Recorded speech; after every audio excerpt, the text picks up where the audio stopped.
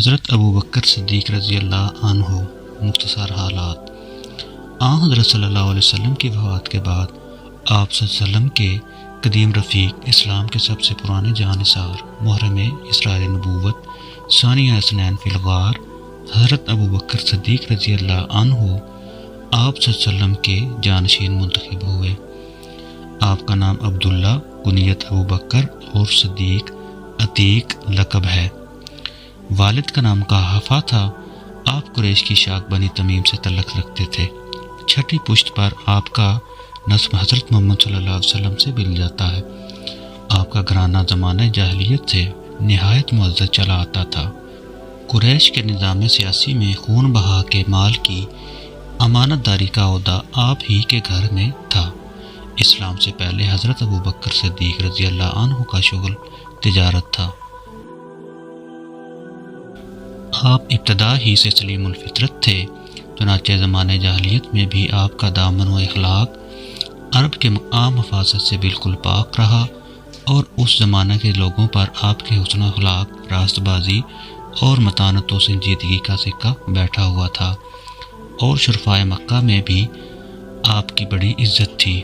حضرت ابو بکر صدیق رضی اللہ عنہ تقریباً حضرت صلی اللہ علیہ وسلم کے ہم عمر تھے۔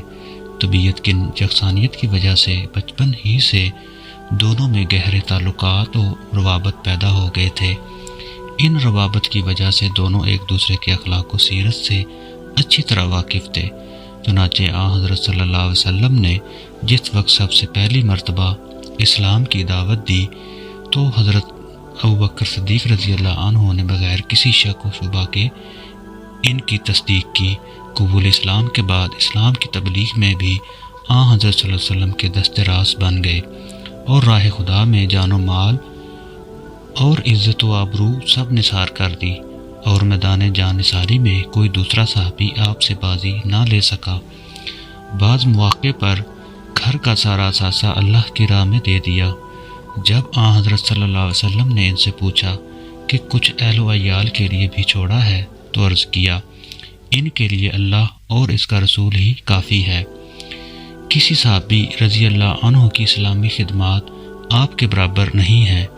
اس کی مختصر فہرست یہ ہے: نمبر 1، قریش کے سنجیدہ لوگوں میں سب سے اول اسلام قبول کیا اور مکہ کی پرخطر اور مظلومیت کی زندگی کے ہر مرحلے میں حضرت صلی اللہ علیہ وسلم کے پشت پناہ رہے۔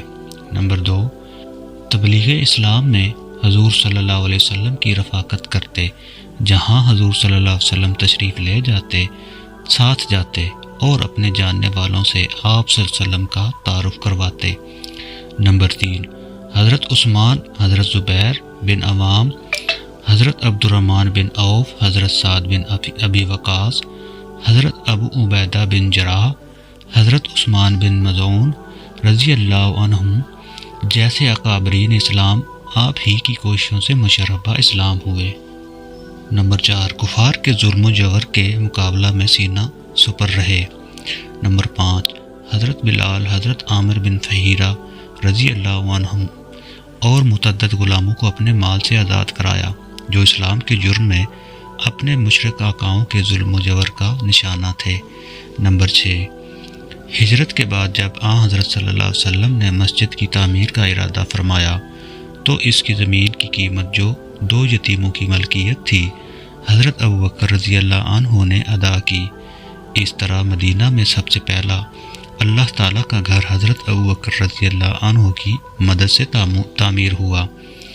نمبر 7، غزوات بدر، بنی مطلق، حدیبیہ، خیبر، فتح مکہ، حنین و عزائف وغیرہ تمام مارکوں میں مجاہدانہ شریک ہوئے اور سب میں نمایاں اور امتیازی خدمات سر انجام دی۔ نمبر 5 ہجری میں امارات حج کا منصب تفویض ہوا۔ غرض آغاز اسلام سے لے کر وفات نبوی تک ہر مرحلہ میں حضرت ابو بکر رضی اللہ عنہ نے حضرت صلی اللہ علیہ وسلم کی جانثارانہ رفاقت کی۔ آپ صلی اللہ علیہ وسلم پر ان کی قربانیوں کا اتنا اثر تھا کہ رسول اللہ صلی اللہ علیہ وسلم فرماتے تھے، جان و مال کے لحاظ سے مجھ پر ابو بکر سے زیادہ کسی کا احسان نہیں۔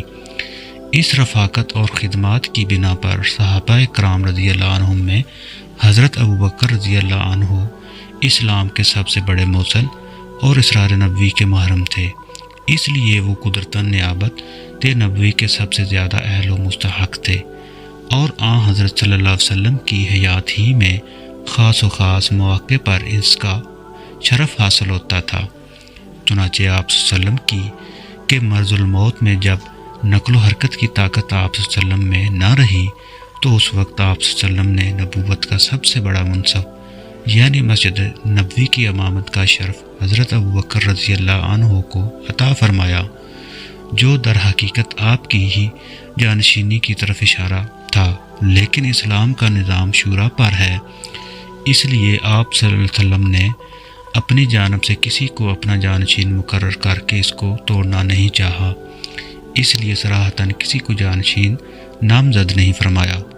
اس سے بڑھ کر یہ کہ آپ صلی اللہ علیہ وسلم کی صحبت اور آپ صلی اللہ علیہ وسلم کی تعلیم نے آپ صلی اللہ علیہ وسلم کے حاشیہ نشینوں میں ایسی صحیح بصیرت اور قوت فیصلہ پیدا کر دی کہ آپ صلی اللہ علیہ وسلم کے بعد اسلامی نظام کے قیام میں کسی غلطی کا امکان باقی نہ رہ گیا تھا۔